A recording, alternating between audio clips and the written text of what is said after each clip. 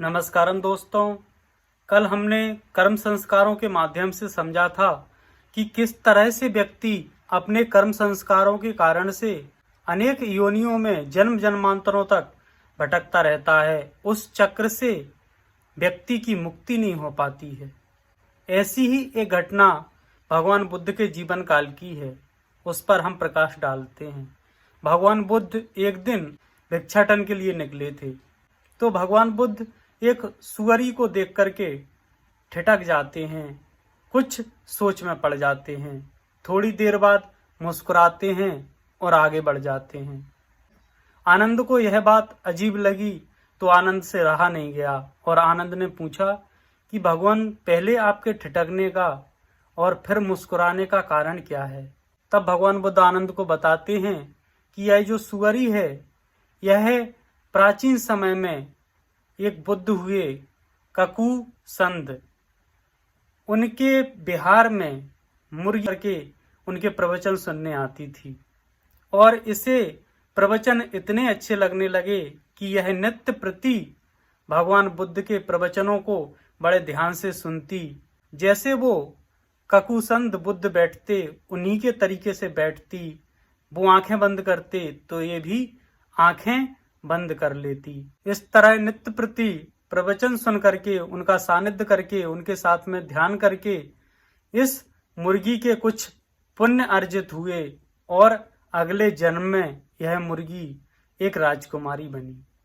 और जब यह राजकुमारी बनी तब इसकी दृष्टि एक बार पखाने में बिलबिला रहे कीड़ों पर पड़ी और पूर्व जन्म के अपने ध्यान के संस्कारों के कारण से इसे एकदम से बोध होता है कि यह कीड़े पखाने में किस तरह से बिलबिला रहे हैं, ये बड़ी मस्ती में हैं और इन्हीं की तरह से हम भी इस संसार में बिलबिला रहे हैं।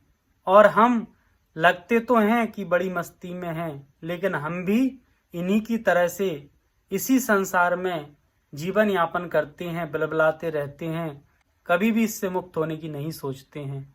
और ऐसा सोचते सोचते, ऐसा ध्यान करते करते वह एकदम से गहरे ध्यान में चली गई।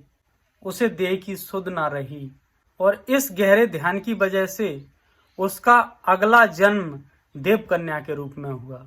और लेकिन जब वह देव कन्या बनती है तो वह भोगों में लिप्त हो जाती है। ऐसा हमेशा होता है कि जो व्यक्ति दुख में रहता है उसके जागने के चांस ज्यादा रहते हैं, लेकिन जब व्यक्ति को सुख आता है तब उसे नींद आ जाती है। मान लो कोई व्यक्ति सो रहा है और उसे कोई डरावना सपना आता है तो अचानक से वह उठ करके बैठ जाता है। लेकिन कोई व्यक्ति सो रहा है और उसे सपने भी अच्छे अच्छे आ रहे हैं तो फिर वो व्यक्ति जगने के समय पर भी जगना नहीं चाहता है। वह सोचता है कि ऐसे सपने और आते रहें और हम सोते रहें।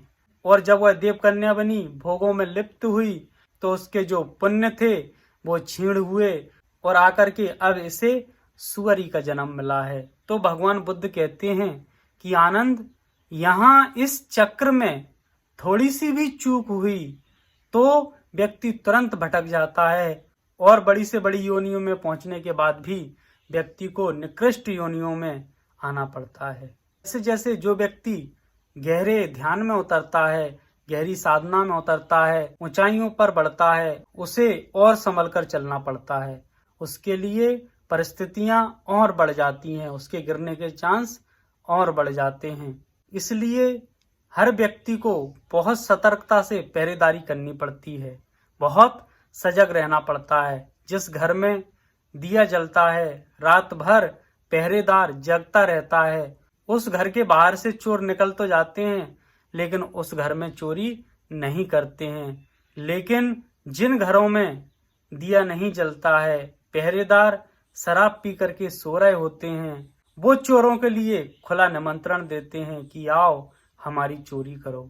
ऐसे ही जो व्यक्ति अपने जीवन में सजग नहीं हैं, जिन्होंने ध्यान का पहरा अपने बाहर नहीं बिठा रखा है, उन लोगों के घर में अनेक प्रकार के काम, क्रोध, लोभ, मोह रूपी ये चोर आते हैं और उनके सद्गुणों की, उनकी शांति की चोरी करके चले जाते हैं। और थोड़ी सी सजगता हटने पर व्यक्ति को जन्मों जन्मों तक चक्कर काटने पड़ते हैं, जन्मों जन्मों तक भटकना पड़ता है। धन्यवाद।